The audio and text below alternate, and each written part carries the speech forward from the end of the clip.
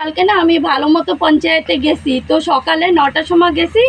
9টার পরে তারপরে আমি আসে না করে 10:30টার পরে আইসি, আমি বসেই ছিলাম। তারপরে আইসে পর আমি গেছি ভালো মতো। তো যাইয়া আমি নিরঞ্জন দাদারে কইছি, দাদা আমার একটু পঞ্চায়েতের মানে ওই বুক ফর্ম লাগবে। স্যার কয় ঠিক আছে, প্রধান তো আসেনি, আসুক সাইন করে দেবে। তারপরে যাওয়ার পরে আসার পরে আমি গেছি।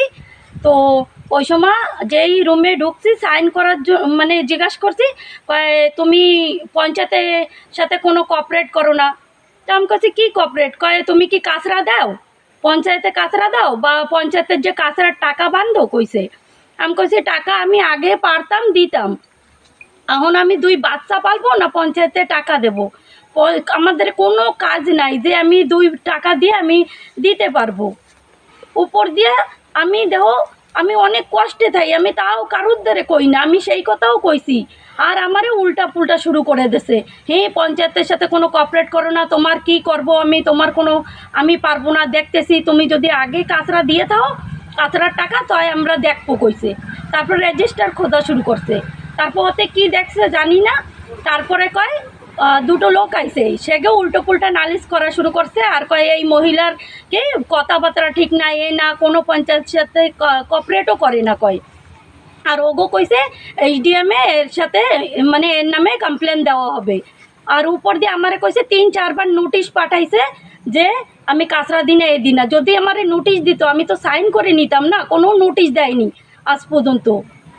তো আমি কি করব কও? তো চরিত্রের উপরে কিছু কইছে সেটা ও আগে পরে অনেক কইছে, আগে পরে কইছে। আর অনেক আগে আমি 2-3 বার গেছিলাম প্রধানরে, সে সময় ওই বলরাম সিংই কইছে যে পঞ্চায়েত কি তোমার লাগে খুলে বইছে।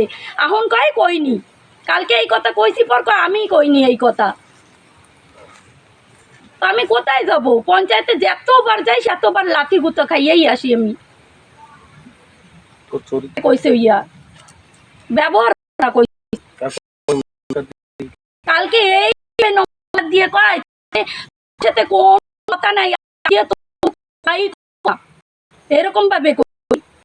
কিন্তু ওরে তো আমি কিচ্ছু কই কিছুর জন্য যাই, মানে কবে ঠিক আছে দাঁড়াও তোমার দাদার দ্বারে জিজ্ঞাসা করে তারপরে সাইন দেওয়া হবে। মানে না ওর বউ ঘর ভাঙে গেছে ই করছে, সেই সময়ও কি কয় আমার চরিত্র ভালো না, এর জন্য আমার কোনো মদতও করে না। ডাইরেক্টরের দ্বারা এইটুকু বলতে চাই যে সব সময় ওর বউ কিচ্ছু বলবে না, ও কেন যে পঞ্চায়েতে দাদাগিরির মতো করে, আর সব সময় ওই বেজ্জতি কেন করবে।